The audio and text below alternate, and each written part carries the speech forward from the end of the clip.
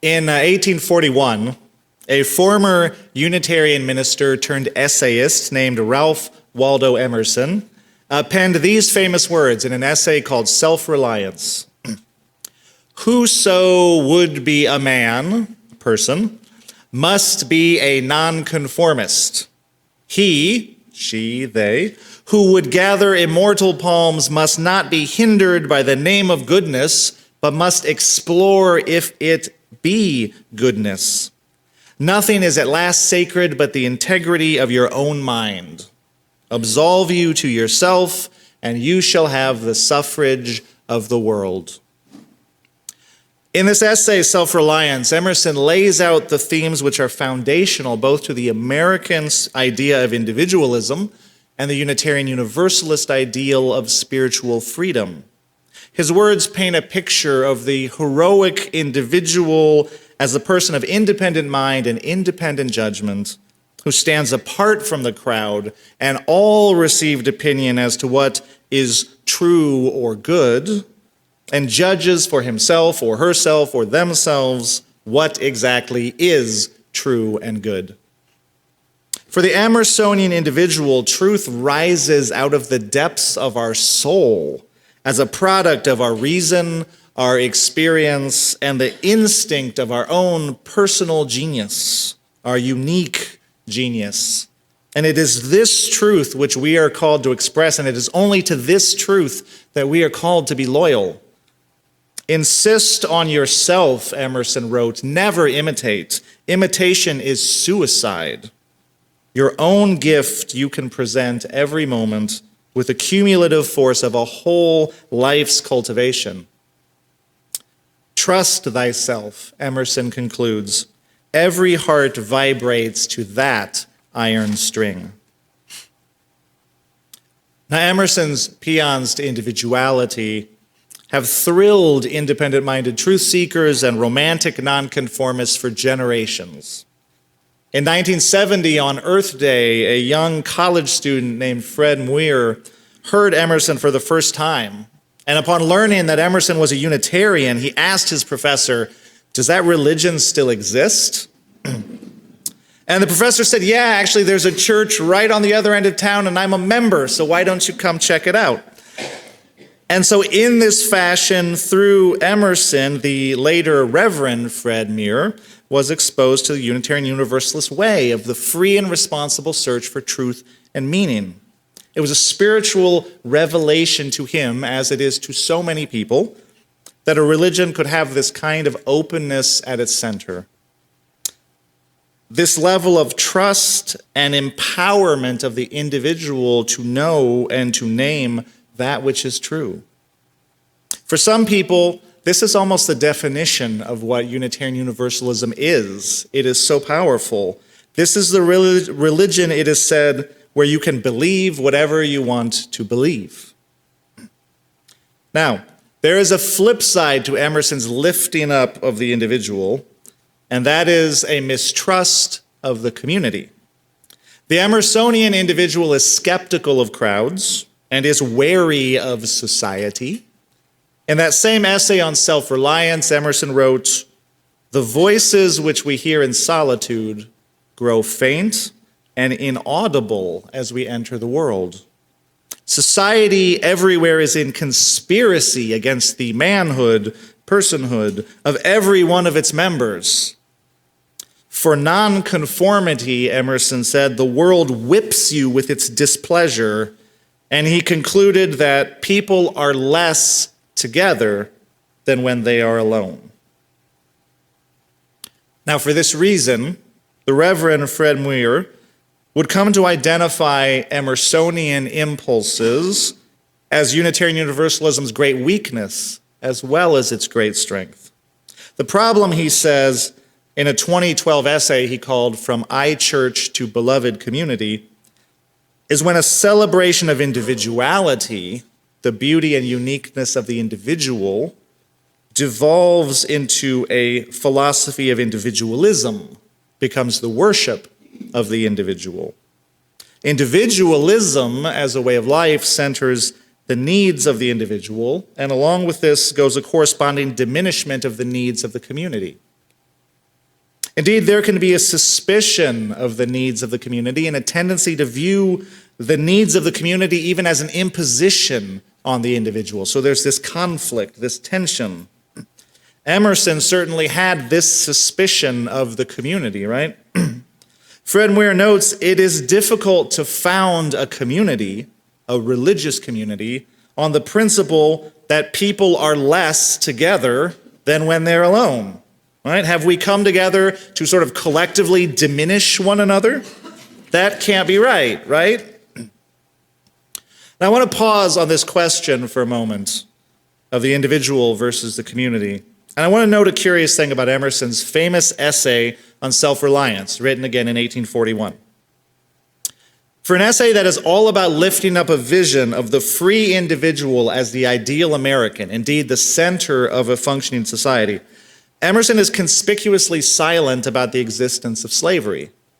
In 1841, there were millions of Americans held in violent bondage for whom the message, "Whoso would be a person must be a nonconformist," could only be received as the bitterest form of mockery.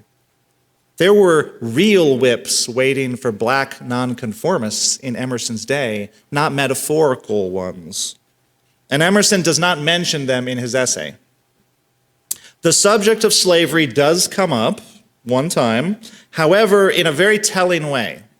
Emerson gives, as one of his most specific examples of what he means when he talks about the heroic man resisting conformity, he gives an example of his personal encounter with an abolitionist.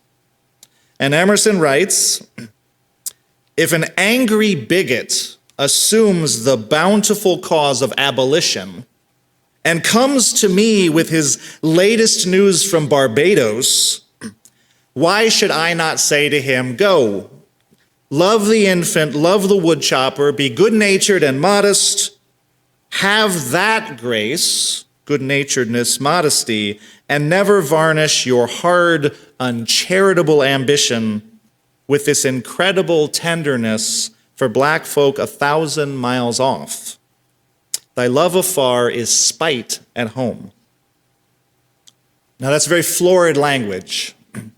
But in other words, what Emerson is saying to this abolitionist whom he has encountered is, how dare you be so rude and pushy to me, telling me what I ought to believe on this issue about these people way far away, and telling me what I, Ralph Waldo Emerson, ought to be doing.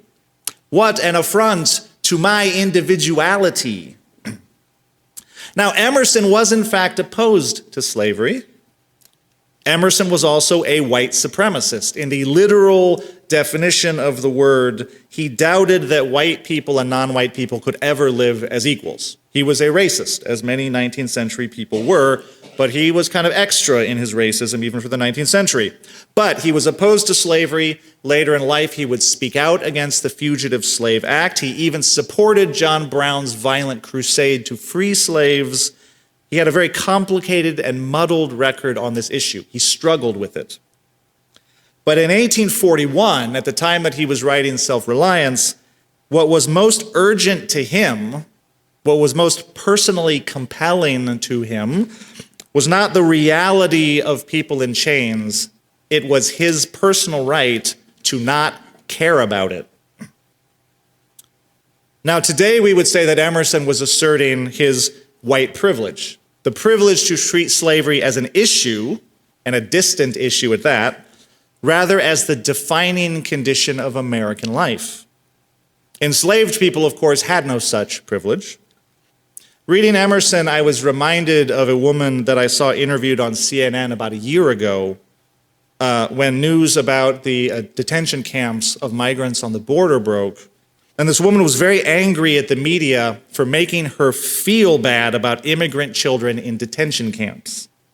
She was asserting her privilege not to feel bad about things that she would rather not know about anyway. And our privilege is often reflected precisely in those things that we are at liberty to treat as issues, as abstractions, as causes that we might take up or put down as the Spirit moves us, Our privilege is often reflected in the things that we don't know about, the things we don't think about simply because we don't have to know about them, we don't have to think about them. These things hover on the edge of our consciousness maybe because we have the privilege not to have to pay attention.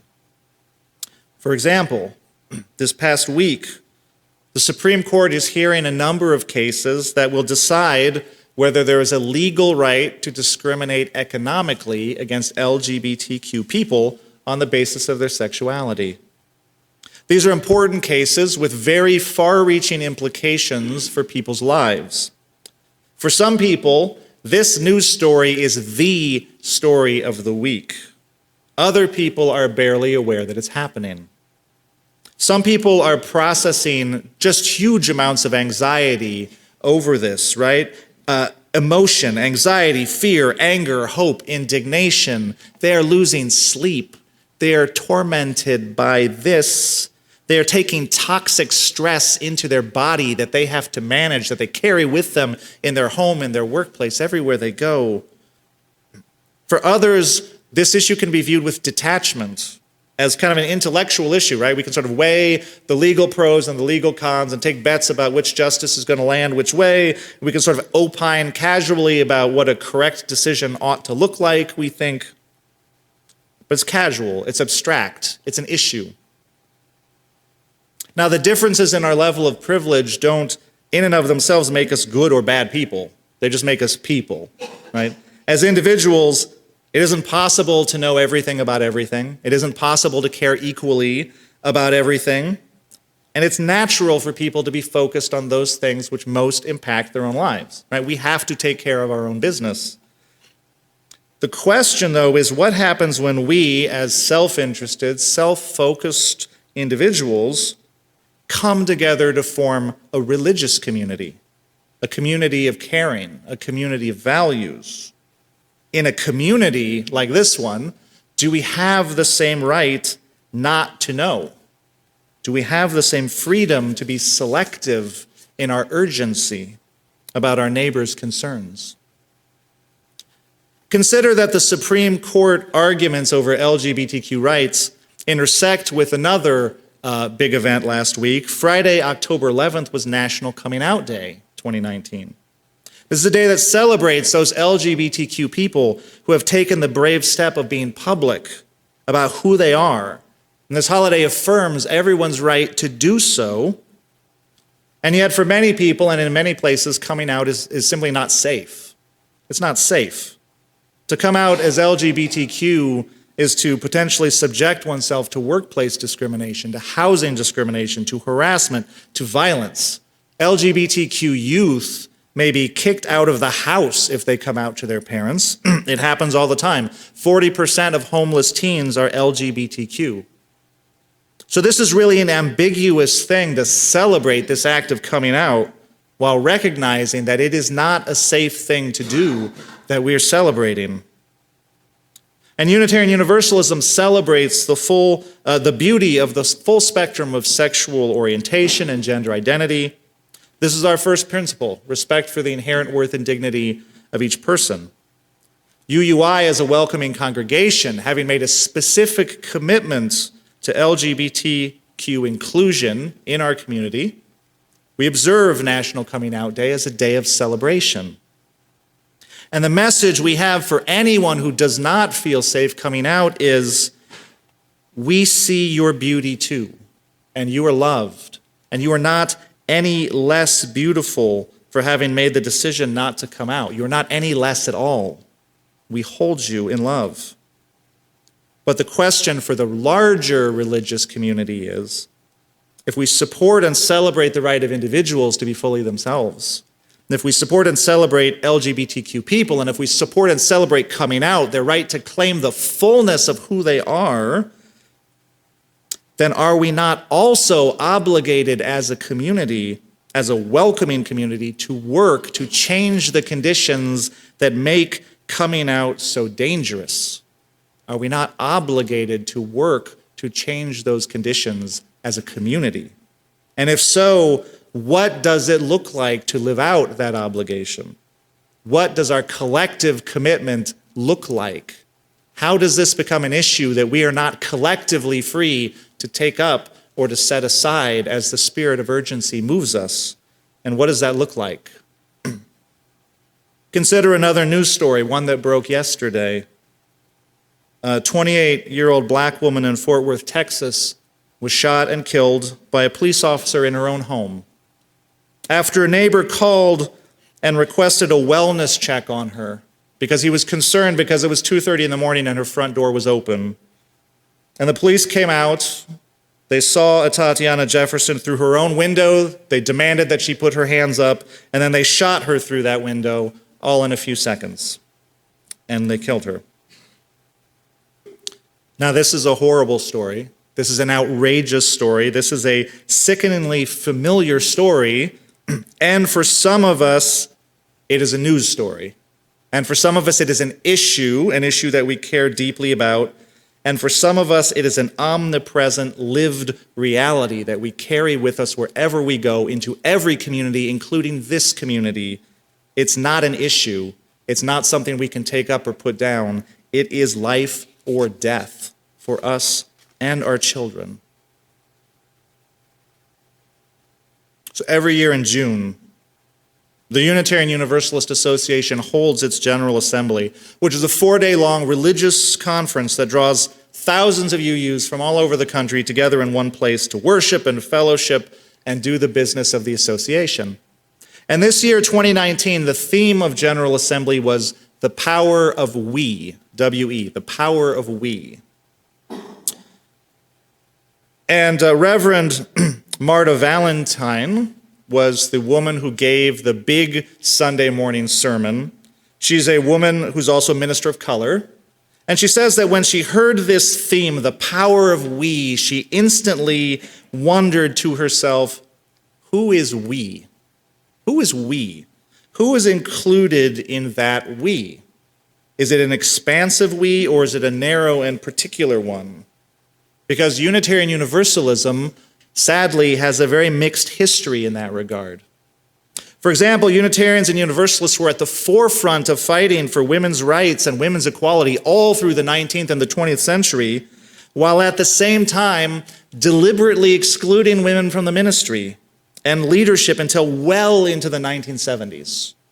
So who we were was defined largely by patriarchy for much of our history, and to some degree it still is. Unitarians and Universalists fought to end slavery. They fought for civil rights. There were more Unitarians at Selma than at any other denomination, right? More Unitarian ministers and lay people answered Dr. King's call than any other denomination. And yet, we discouraged black people from becoming ministers. We refused to settle them in churches. And when black people within Unitarian Universalism in the 1970s demanded their right to self-determination within this religious movement, they demanded access to leadership, they wanted real control over money and power, the denomination balked. Said, wait a minute, what are we talking about? And there was real conflict. And black people left the movement in large numbers. And our work for racial justice within Unitarian Universalism was set back decades at least. And in many ways, it is still recovering. So who we are has often in our history been defined largely by whiteness. And then when you look at like the towering pulpits in our old churches, the most prominent churches, and like how many stairs you would have to climb to reach their august heights, it is clear that our ministry, at least, was defined by the able-bodied for much of our history. So the question this Reverend Marta Valentine had, and so many people had, is when we talk about community and who we are and who we want to be, are we talking about an expansive we or a narrow we? Is this a we that centers the concerns of women, of people of color, of LGBTQ people, of disabled people? Or is this a we that pushes those concerns out to the margins as optional issues to be taken up by some or maybe not taken up? The question that is very much a live question within Unitarian Universalism right now is if we truly want to live out our principles, if we truly want to be a religion of liberation for all, what are the collective commitments that are binding on us as a community? What are the commitments that take us beyond Emersonian individualism and our right to pick things up and set things down as we feel the urgency or as our own personal interests motivate us? And then how do those collective commitments shape the way that we form this community and the way that we live out our individual lives? The Emersonian individualism that is so influential within Unitarian Universalism, such a powerful part of our history, is very skeptical of these kinds of collective commitments. It sees in community the ever-present threat of conformity. But an overzealous guarding of this individualism can have a corrosive effect on the bonds of community. It can sap the power of religious community to transform the world and to transform our lives. It can lead to a community that speaks in the language of high-flown ideals, but that fails to translate those ideals into visible commitments. Now, what I propose, what I propose as a corrective to Emersonian individualism is not conformity, it's not groupthink, it is mutual accountability. Mutual accountability. When we move beyond an individualism that is solely focused on meeting our own needs and our own freedoms, what Fred Muir calls the I church.